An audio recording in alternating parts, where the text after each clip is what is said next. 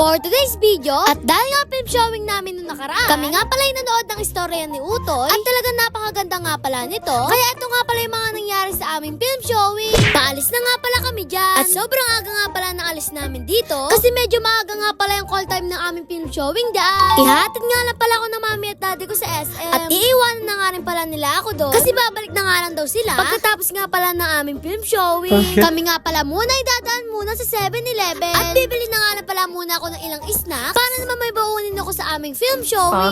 Kami nga pala dumaan na rin dito sa McDo, at bibili nga din pala kami dito ng babaunin ko sa sinihan para naman hindi ako magutom sa aming panonood. Kami nga pala papunta na rin dito sa SM, at sadyang excited na nga pala akong manood ng sine kasama ang aking mga kaklase, kasi panigurado mag-enjoy kami sa panonoorin namin dito. Habang kami nga pala bumabiyahe papuntang SM dito, ay nai-imagine ko na nga pala yung magiging kwento ng istorya ni Utoy, kung kami ba ay matutuwa dito o maiiyak na lang kami sa istorya ni Utoy. Kami nga pala dumating na rin dito sa SM, at napakarami na nga palang estudyante dito na para pang nakakaisay talaga panoorin si Utoy dyan. Sadya nga pala napakaraming estudyante ang manonood kay Utoy, at kasama nga rin pala nila ang kanilang mga magulang, pati na rin ang aming mga teacher. Bumaba na nga rin pala ako ng aming sasakyan dito. Nakakala ko nga pala ay mas maaga kami makakarating dito. Yun pala ay mas marami pang maagang pumunta sa amin dito.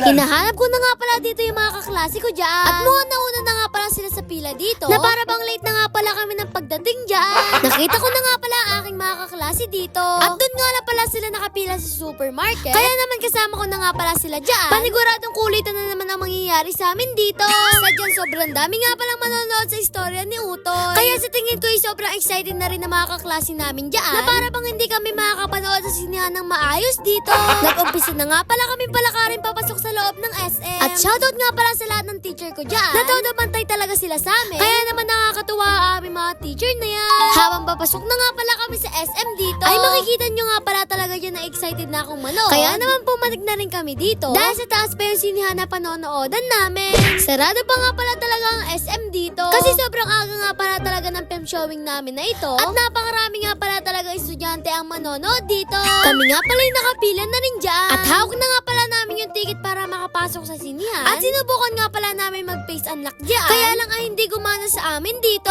Ayan nga pala ang aking makukulit na mga kaklase, na sadyang nag-enjoy nga pala kami na magkakasama kami, kaya naman kami papasok na rin dito, at umuwi na nga rin pala ang aking mami at daddy. Ako na nga lang pala yung magbibigyo sa loob ng sinihan dyan, at nung nakita ko nga palang bakante sa taas dito, ay dali-dali na nga pala kami pumatik dyan, baka kasi maunahan pa kami sa upuan na gusto namin. Napakaganda nga pala nung napwestuhan namin dito, dahil hindi kami malapit dito o malayo, kasi halos parang nasa gitna lang kami dyan. Pinatay na nga pala ang ilaw ng sinihan dito, na sadyang hindi na nga pala pwede mag-video dito, dahil ito nga pala yung unang-unang pinagbabawal ng sinihan, kaya ito lang ang aking mga na-videoan dyan. Sadya nga pala nakakaya ka istorya ni Utoy, kaya naman naiyak na aking best friend na si Sofia, pati na rin ang kaibigan ko na si Alisa, kaya naman literal nakakalungkot ang kwento ni Utoy. Natapos na nga pala namin yung buong istorya ni Utoy dito, kaya kami palabas na rin dyan, at sobrang ganda nga pala na istorya na napanood namin dito. Paglabas nga pala namin ng sinihan dito, ay sobrang dami nga pala estudyante na nakakilala sa akin dyan, na para pang dati wala naman talaga kaming ganito, pero dahil sa mga suporta nyo sa akin ay nararanasan ko ang ganito mga bagay. Sadya nga pala nakakatuwa dahil marami na nakakilala sa akin dito, at alam ko na